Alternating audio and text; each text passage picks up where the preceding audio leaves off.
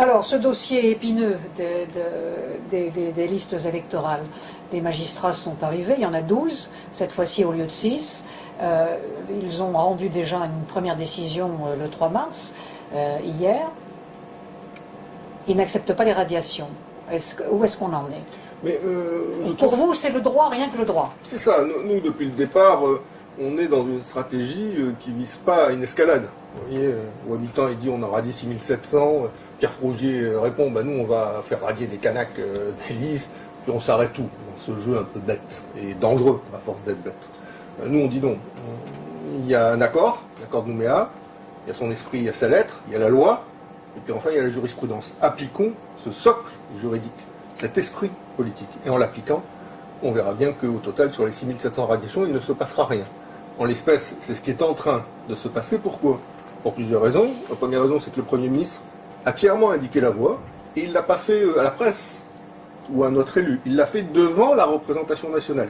Il l'a fait en répondant à la question de Sonia Lagarde à l'Assemblée nationale, ce qui donne bien sûr un poids particulier à la réponse qu'il a effectuée. Et cette réponse, elle est conforme aux souhaits exprimés depuis l'origine par Calédonie Ensemble, c'est-à-dire c'est pas parce qu'on n'est pas inscrit sur la liste électorale de 98 qu'on n'avait pas vocation à pouvoir voter aux élections provinciales et à participer à ce corps électoral spécial. Cette intervention de Jean-Marc Ayrault à l'Assemblée, et certains l'ont analysé comme un désaveu du ministre des Outre-mer, et puisqu'il a renouvelé sa confiance au commissaire. Et il a renouvelé sa confiance aussi au ministre de l'Outre-mer, en disant, Monsieur le ministre, nous soutenons tous le haut commissaire, comme l'ensemble du gouvernement. Donc non, je crois qu'il pouvait y avoir plusieurs... Il n'y a pas eu un couac là entre Nouméa et Paris. Vous savez, le haut commissaire rit un peu jaune quand même. On a déjà des difficultés à analyser les couacs locaux, donc les couacs au sein du gouvernement. C'est un exercice auquel on va pas se plier. Entre Nouméa et Paris. Ce qui est important, c'est qu'il y a une ligne qui a été définie par le Premier ministre, que la confiance a été renouvelée. Qu'est-ce qu'il vous a dit? Vous l'avez rencontré personnellement. Oui. Alors qu'est-ce qu'il vous a dit? Il m'a dit plusieurs choses. Il m'a dit la première chose, c'est que le haut-commissaire, il l'avait reçu avant même sa prise de fonction.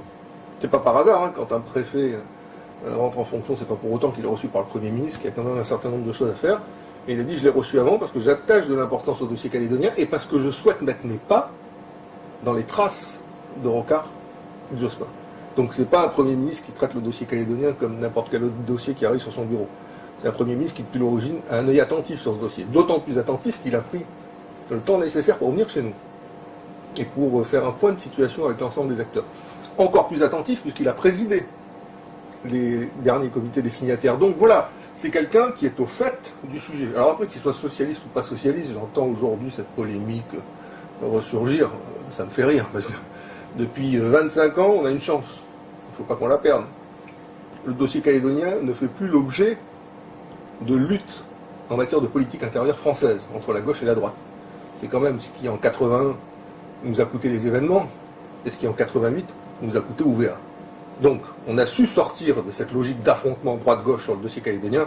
Je crois qu'il ne faut pas y revenir. Mais là, il y a un risque avec ces qu'on soit socialiste ou qu'on soit de droite, on doit appliquer l'accord de Nouméa. Ce que Ayrault fait aujourd'hui, les autres ministres de droite ou de gauche l'ont fait avant lui, il faut continuer. Quand je vois Pierre Frogier qui dit « je ne fais pas confiance » à ce que dit le Premier ministre, je dis que si on ne fait pas confiance à l'État dans le cadre de la mise en œuvre de l'accord, on prend un chemin extrêmement dangereux. L'État est partenaire de l'accord de Nouméa. Oui, mais c'est le troisième signataire. On dirait peut-être, entre guillemets. C'est pas rien quand même.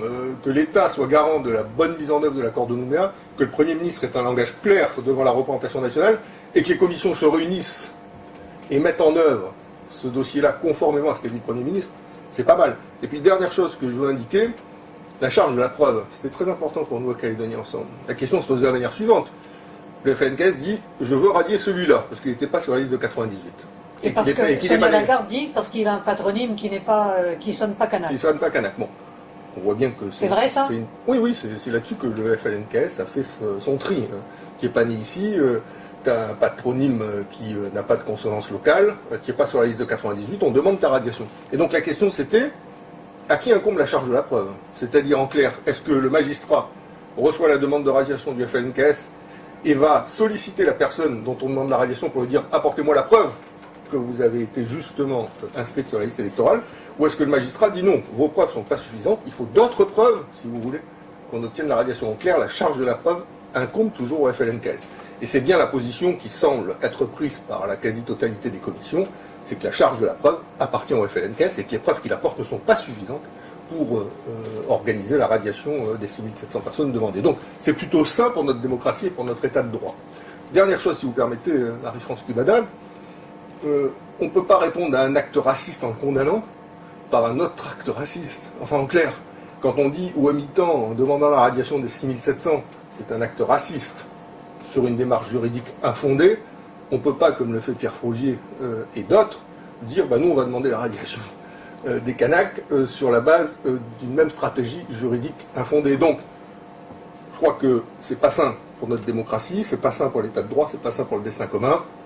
Appliquons ce qu'a dit le Premier ministre, la jurisprudence, l'esprit et la lettre de l'accord, et je crois que tout le monde s'en portera beaucoup mieux, et que le psychodrame que nous sommes en train de vivre, on pourra s'estomper tranquillement.